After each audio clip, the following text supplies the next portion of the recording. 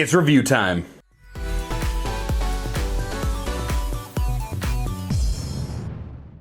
What we've got here today is the Joby Gorillapod 3K kit. Now this is designed for a lot of like smaller DSLR cameras, or if you have a mirrorless camera, this is going to be perfect for you. And of course, you're not a real YouTuber unless you have a Joby Gorillapod. There's a lot of different options out there at this point that make up these flexible tripods that you can mount to basically anywhere. So my question for you guys is, do you think the Joby Gorillapod is still worth it? So we're gonna look at the construction today, see what's in the box, obviously do just a small unboxing and just kind of give you a quick first glance as what this tripod has to offer. Now, like I said before, this is the 3K kit, and so if you do have something a little bit heavier, such as like the 80D with a big telephoto lens, you may want to get the 5K kit. It just has sturdier construction and it has a slightly more aggressive ball head on it. So again, this is the 3K kit. So what that means is it comes with the removable ball head, and of course we've got the rubberized rings, foot, flexible wrapping legs, and of course their proprietary ABS. You can kind of see on here, everything looks good. You got some examples of how you can actually use this thing. So without further ado, let's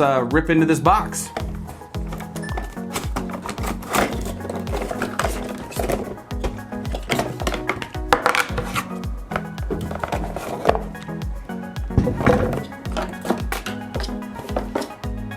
Oh, looks like we've got a manual in here, and yeah, nobody reads the manual anymore.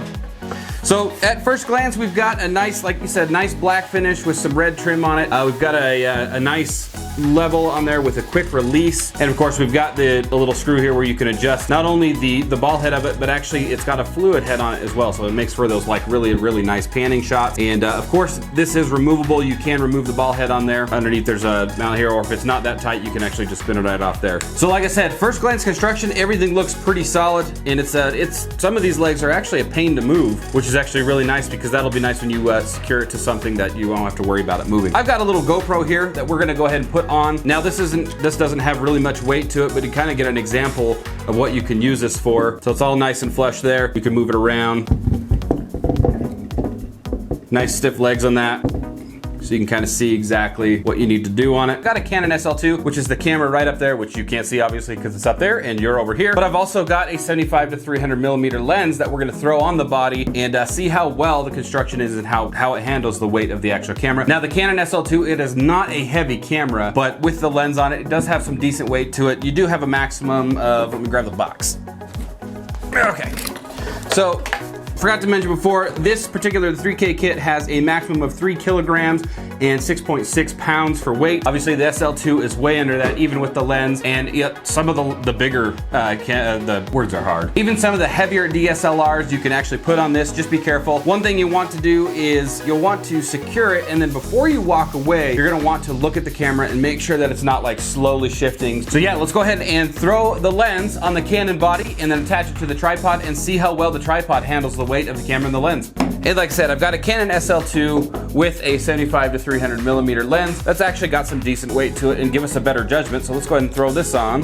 And like I said, it's got a quick release, which is super nice. It's got a bubble leveler on there. And one thing that you'll want to pay attention to is you will want to have a coin or some type of flathead screwdriver to secure this thing to the bottom of the camera to make sure it's actually secured. So, and then we're going to go ahead and just click it right onto the mount itself and put that thing down. And you can already see, like right off the bat, that's actually got some sturdiness to it. Like, now I don't know exactly how much the Canon SL2 in this lens weighs, but like I said, it does have some decent weight to it, and so you'll be able to go through and actually set it up, get it the way that you want it. Like I said, you have the little adjuster right here, you have the knob, loosen it. That'll allow you to move around the ball head, but it will also allow you to swivel the fluid head on it and make sure that you get that exact angle that you're looking for. So before I throw back on the 18 to 55 to check it out as far as like a vlogging standpoint, I wanted to show you guys how sturdy this thing is. However, the wind outside is pretty bad and the audio would be pretty bad. So I've taken a little bit of some B-roll and some other shots of it hanging up on some columns that we have out there to kind of give you an idea of how well this thing actually handles this particular setup, but also a very similar setup as well.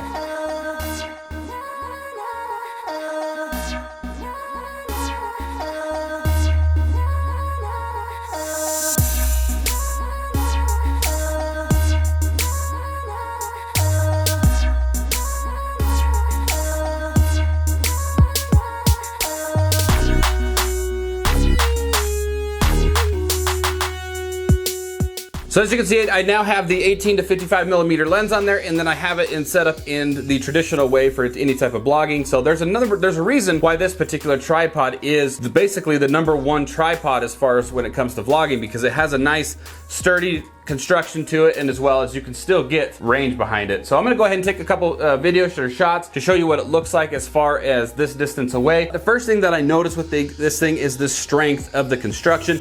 I don't feel like the ball joint's gonna give out. I don't feel like the legs are gonna end up bending. I don't feel like I'm gonna lose the camera overall on the ground and shatter it into a million pieces. So there's a real good reason that this particular tripod is the go-to when it types of vlog, because it just has a solid construction. Now you can pick this thing up for like 45 bucks with the 3K kit on it. There might be some other tripods out there that give you similar results that might be a little bit cheaper, and I would be interested to see how you guys compare that thing to this thing. So if you do, leave that feedback in the comment section below the video down there. But overall, like I said, for 45 bucks, I'm not being sponsored to say that this thing is a solid construction, and I would highly recommend this tripod. Already, I'm excited to see where this goes and what I can actually use it for going forward. And that wraps up today's video, bringing us to our question of the day. What are the types of flexible tripods do you use that you could think compare to the Gorilla tripod? Leave your answers in the comments section below the video. If you liked this video and found it informative and useful, give it a thumbs up, and be sure to check out some of the other videos that we have. We do a lot of how-tos, a lot of tutorials on this page. I'll go ahead and link a couple over there on the right-hand side. And then of course, don't forget to subscribe, and you can do that by clicking the subscribe